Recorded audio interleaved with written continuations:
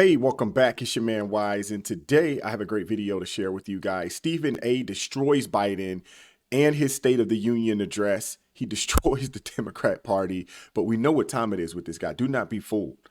We know who he is. He's a Democrat shield. We know this. Now, he has said on the record he is a fiscal conservative, but he's socially liberal, meaning when it comes to his money, he's about the conservative policies. But everything else, he's about the socialism and the communism, and he's about the social justice and all this other type of stuff. He's about that. So he's a liberal. And obviously, when you look at who he works with and who he works for, he works around a bunch of liberals. He lives in that echo chamber. We know he's a Democrat shield. Before we get into the video, please make sure that you like, share, and subscribe to the channel. Drop me a comment down below. I appreciate all the love and support. And without further ado, let's go. Last night, President Joe Biden gave his annual State of the Union address. The president highlighted his stances on taxes, foreign policy, and even reproductive rights. He called out Republicans for not supporting a bipartisan border security bill, and he blasted former President Donald Trump, without naming him, of course, for quote unquote bowing down to Russian President Vladimir Putin. There's a couple of opinions, a few actually, that I have on the State of the Union address. First things first, let's talk about President Biden for a second. Because while you had an abundance of people on the left who want to bring up how they saw this man and they said, hey, you know what? He looks fiery, so much fervor, so much energy. And you had the left wanting to make a big deal about that, right? Let me show y'all what that's the equivalent of. Are you watching? Cameramen, stay with me. Stay with me. Are you ready? Are you ready?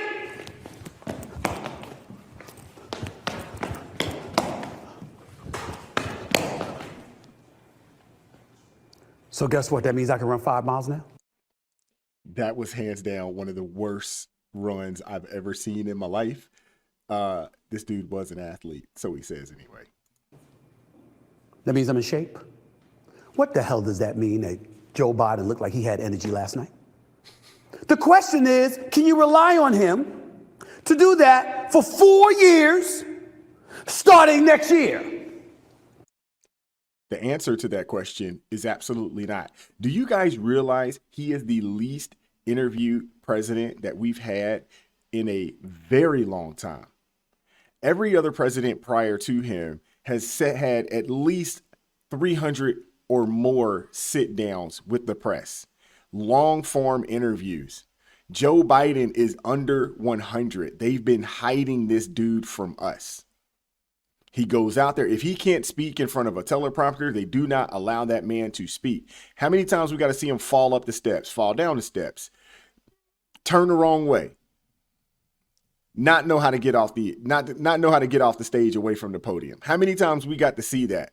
But y'all think that this dude has another 4 more years in him. Y'all out your mind. That's the question. He gives a speech for an hour and 10 minutes or so on a weeknight in March of 2024, and suddenly that warrants 4 more years for a dude that's going to turn 82 years of age in November and is expected to give 4 more years after that. I said before and I'll say it again. It is an utter disgrace that in the year 2024, the Democratic Party, who calls itself progressives, is begging and relying upon an 82-year-old to come save the day for 2025, 2026, 2027, into 2028. And if you think that an hour speech offsets all of that, you smoking crack. Oh, man. I'm worried. Whoa, hold up. Time out. That might be somewhat out of bounds, Stephen A. I'm surprised. They're going to come smack you down, bro. You're going to be under investigation. We're going to find something that we did not want to find out about Stephen A. Yes.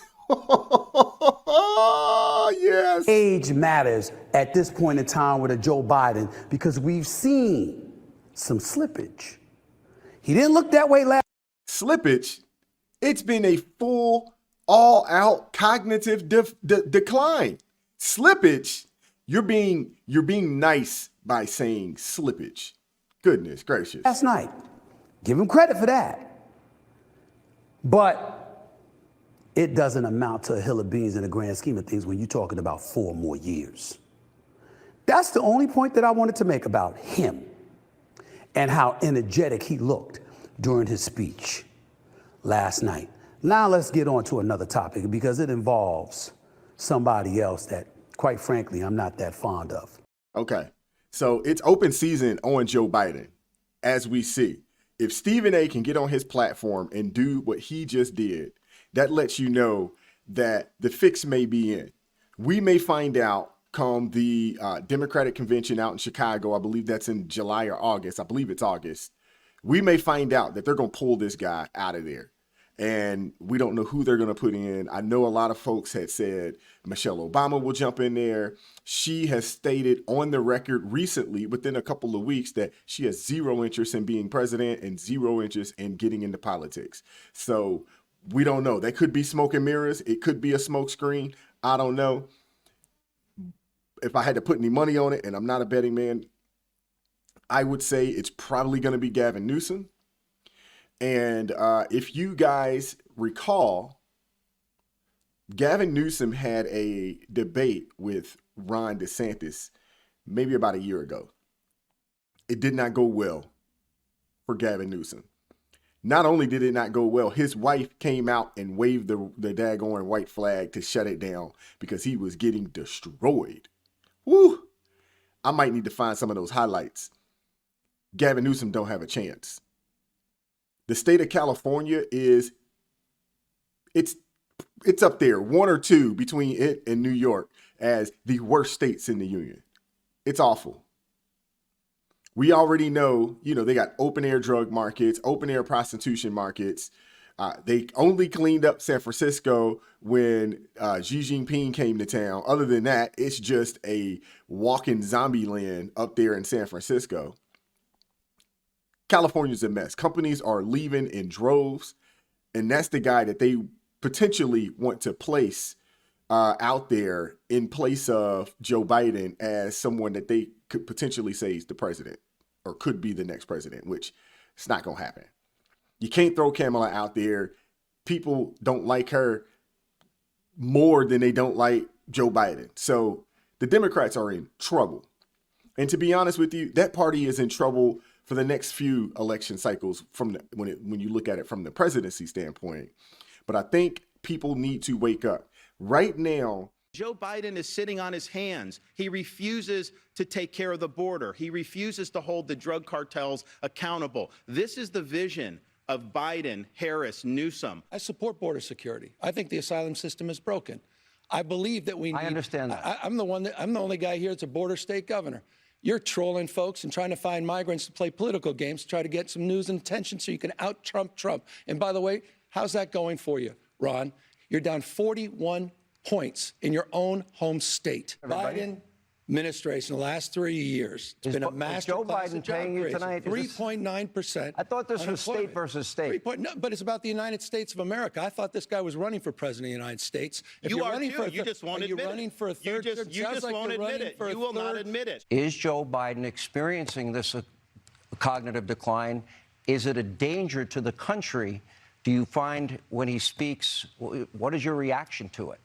Yes, he's in decline. Yes, it's a danger to the country. He has no business running for president. And, Gavin Newsom agrees with that. He won't say that. But that's why he's running his shadow campaign. We'll take Joe Biden at 100 versus Ron DeSantis any day of the week at any age. You had quarantines. False. You had quarantines. You had checkpoints all over the state of Florida. By the way, I didn't say that. Donald Trump laid you out on this, dead to right.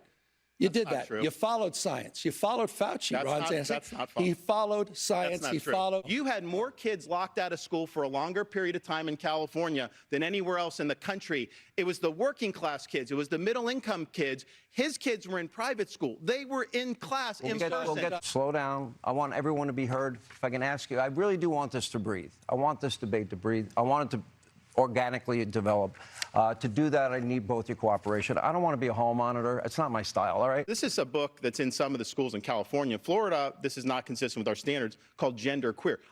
Some of it's blacked out. You would not probably be able to put this on air. This is pornography. It's cartoons. It's aimed at children, and it's wrong. So this should not be in schools. Those books, do you believe that's appropriate for school districts to teach kids, yes or no? Come on, those aren't it's not part of the curriculum. They're not teaching Those kids are that. Those are books that were in school. Hold on.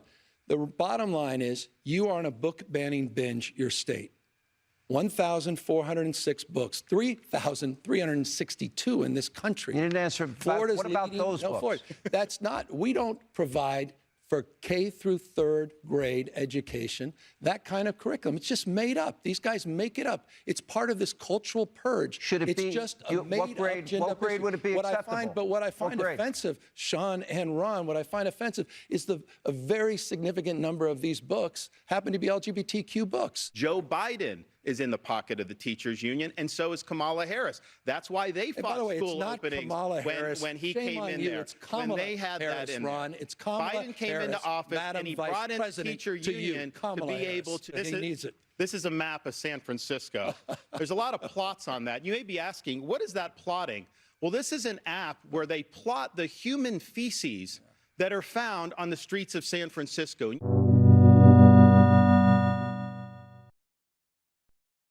A lot of these seats are up for grabs, and it's past time that regular citizens start to toss their hats in the ring and take hold of these seats, Senate and in the House. We need regular citizens like a Mark Robinson. I don't know if you guys realize this. Mark Robinson, less than 10 years ago, was driving a forklift.